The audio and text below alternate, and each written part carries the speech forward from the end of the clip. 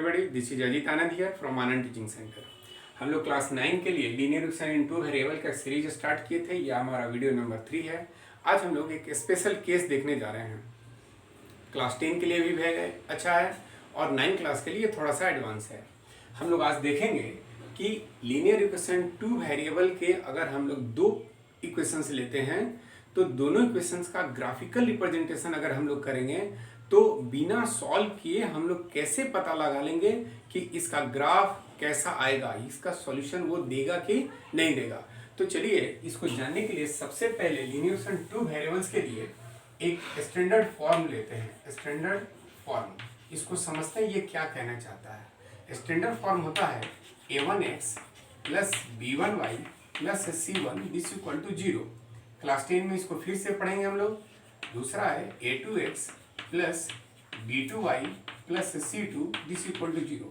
इस standard form को पहले हम समझा देते हैं। जैसे मान लीजिए आपके पास कोई इक्वेशन है 3x minus 4y this equal to 20 and 5x plus 3y this equal to 15। अब ये इक्वेशन है, इसको स्टैंडर्ड फॉर्म में लाने के लिए हम लोग क्या करेंगे, ये जो इक्वल में इक्वल के बाद उधर जो प्लस 20 है इक्वल के पहले आएगा तो माइनस 20 हो जाएगा और हम लोग इसको क्या लिख पाएंगे, इक्वल टू 0। ये 15 इक्वल के लेफ्ट आएगा तो माइनस 15 हो जाएगा और इधर हम लोग क्या लिखेंगे, 0। तो थोड़ा हमको देखना है पहले वाले इक्वेशन का स्टैंडर्ड फॉर्म के साथ इसको कंपेयर करेंगे। तो सोचो x में 3 से मल्टीप्लाई हुआ है तो इस जगह पे a1 इक्वल टू मेरा कितना कहलाएगा, 3। b1 इक्वल टू कितना कहलाएगा, y में किसी से मल्टीप्लाई किए -4 से, तो b1 वो चीज होता है जो y में मल्टीप्लाई किया जाता है। तो b1 इक्वल टू क्या लिखेंगे, -4। c1 के जगह पर क्या लिखेंगे, -20। c1 this equal to -20। वैसे ही सेकंड इक्वेशन को समझते हैं। x में कितना से मल्टीप्लाई है, 5 से, तो a2 के जगह पर क्या लिखेंगे, 5। y में किससे मल्टीप्लाई है, 3। b2 के जगह पर क्या लिखेंगे, 3। कांस्टेंट टर्म के जगह पर क्या है, -15। c2 के जगह पर क्या लिखेंगे, -15। तो स्टैंडर्ड फॉर्म समझ में आ गया। तो हर एक इक्वेशन का एक स्टैंडर्ड फॉर्म हम लोग बना सकते हैं। सॉरी, यहाँ पे मेरा c1 -20 था, यहाँ पे -20 पे थोड़ा ध्यान लग लेंगे। ओके, तो चलिए अब ये तो समझ में आ गया मेरा स्टैंडर्ड फॉर्म कैसा है। तो अब हम लोग कंडीशन पे आते हैं। तो सबसे पहले उठाते हैं केस फर्स्ट। ये क्या कहता है, कहता है क्या, अगर if a1 by a2 is not equal to b1 by b2, अगर a1 by a2 b1 by b2 के इक्वल में नहीं है, देन ग्राफ लाइंस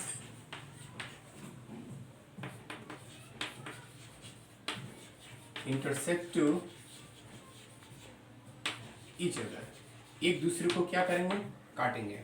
तो अगर हम लोग इसका ग्राफिकल रिप्रेजेंटेशन देखें तो चलो मान लेते हैं ये मेरा x एक्सिस है, ये y एक्सिस है, यहाँ ओरिजिन है, ये x डैश है, यहाँ पे y डैश हमने ले लिया। तो ग्राफ लाइन एक दूसरे को इंटरसेक्ट करेगा। चलो एक ग्राफ लाइन ऐसा हो सकता है, दूसरा ग्राफ लाइन ऐसा हो सकता है। जब दोनों ग्राफ लाइन एक दूसरे को इंटरसेक्ट करेगा दैट मीन्स कोई ना कोई मेरा सॉल्यूशन दे करके जाएगा। तो जब ये दोनों इंटरसेक्ट किया यानी कि ये वो पॉइंट है जो इस इक्वेशन का क्या कहलाएगा, सॉल्यूशन कहलाएगा, इंटरसेक्ट करेगा। तो इंटरसेक्टिंग लाइंस है तो ये सॉल्यूशन देगा।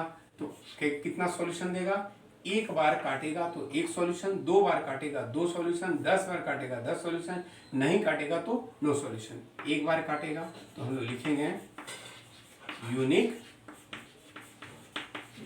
सॉल्यूशन। आपको ये समझ में आएगा कि अगर ये केस बनेगा तो बिना ग्राफ ड्रॉ किए हम लोग बता सकते हैं इसका ग्राफ लाइन कैसा आएगा, इंटरसेक्टिंग लाइंस आएगा। आंसर देगा, यस देगा। कितना आंसर देगा, 1 देगा। एक बार काटेगा, यूनिक सॉल्यूशन होगा। तो हम लोग अब दूसरा केस देखने जा रहे हैं। हम लोग देखने जा रहे हैं केस 2। कहते हैं क्या, अगर if a1 by a2 this equal to b1 by b2 but not equal to c1 by c2 है। अगर ये केस है तो इसका जो ग्राफिकल रिप्रेजेंटेशन होगा इसको हम लोग कार्टेशियन प्लेन में ले करके चले जाते हैं। तो ग्राफिकल रिप्रेजेंटेशन मेरा जो आएगा वो मेरा पैरेलल लाइंस होगा। पैरेलल लाइंस अगर है तो पैरेलल लाइंस कहाँ कटते हैं? तो मैथ पढ़ रहे हैं तो हम लोग करेंगे they never intersect to each other. Physics पढ़ेंगे तो बोलेंगे they intersect to each other at infinity. तो ये थोड़ा मैथ और फिजिक्स का लैंग्वेज का हिसाब किताब है। ये दोनों पैरेलल लाइन, तो पैरेलल लाइन कभी कटेंगे ही नहीं। तो यहाँ पे क्या आएगा? इसका ग्राफ, इसका जो ग्राफ आएगा वो आएगा parallel lines. Parallel lines graph कैसे होंगे? तो लिखेंगे they never intersect to each other. जब तक काटेगा नहीं तब तक आपको सॉल्यूशन मिलेगा नहीं। तो इसके लिए सॉल्यूशन के हिसाब में हम लोग क्या लिखेंगे? ऐसे के लिए हमारे पास आएगा नो सॉल्यूशन, ये कभी आंसर नहीं देगा। तो एक एग्जांपल इसका थोड़ा समझते हैं। चलो मान लेते हैं 2x plus 3y equal to 15 है और ये मेरा 4x plus 6y this equal to 20 है। तो चेक करें a1 by a2, a1 by a2 this equal to 2 by 4, कटेगा तो मेरे पास आएगा 1 बाई 2।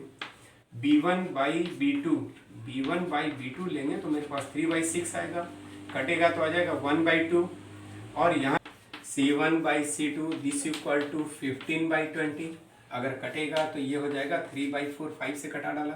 थोड़ा सोचो a1 by a2 this equal to b1 by b2, चूंकि 1 बाई 2 1 बाई 2 दोनों है, a1 by a2 equal to b1 by b2। क्या c1 बाई c2 भी 1 बाई 2 है? नहीं है, तो is not equal to c1 by c2। 1 by 2 है, ये 1 बाई 2 है, ये 3 बाई 4 है। तो जाहिर है कि ये जो एग्जाम्पल है इस कंडीशन को फॉलो कर रहा है। इसका मतलब ये हुआ कि अगर हम लोग इसका ग्राफ ड्रॉ करेंगे तो दोनों ग्राफ लाइन कैसा आ जाएगा? पैरेलल आएगा, इसका कोई सॉल्यूशन नहीं होगा। तो एक केस और है, उस केस को भी हम लोग देख लेते हैं। हम लोग देख लेते हैं केस 3। कहते हैं क्या? If a1 by a2 this equal to b1 by b2 and this equal to c1 by c2।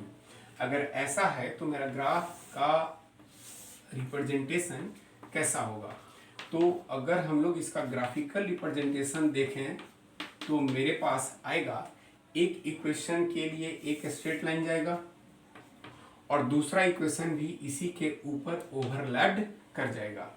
तो यहाँ पे 2 एरो मार्क इसलिए दिया गया है कि ग्राफ लाइन 1 और ग्राफ लाइन 2 दोनों एक दूसरे के ऊपर कैसा हो गया है? ओवरलैप्ड है। तो ग्राफ लाइन को हम लोग क्या बोलेंगे? कोइंसाइडिंग बोलेंगे, या फिर हम लोग क्या बोलेंगे? ओवरलैप्ड ग्राफ लाइन से। थोड़ी देर पहले हम लोग बात किए थे कि दोनों स्ट्रेट लाइन एक बार काटेगा तो एक सॉल्यूशन, 2 बार काटेगा तो 2 सॉल्यूशन, 3 बार काटेगा तो 3 सॉल्यूशन, 10 बार काटेगा तो 10 सॉल्यूशन, इनफाइनाइट काटेगा तो इनफाइनाइट सॉल्यूशन। लेकिन अफसोस की बात क्या है कि 2 स्ट्रेट लाइन या तो एक बार काटेगा, नहीं तो पैरेलल हो जाएगा, और नहीं तो इसके ऊपर ओवरलैप कर जाएगा। इसके अलावा कोई चौथा कंडीशन आपके पास संभव नहीं है। 2 स्ट्रेट लाइन एक दूसरे को एक ही बार काट सकते हैं या फिर इनफाइनाइट बार काट सकते हैं, नहीं तो पैरेलल हो जाएंगे, यानी कि नहीं काट सकते हैं। इस केस में वो कितनी बार काटा है?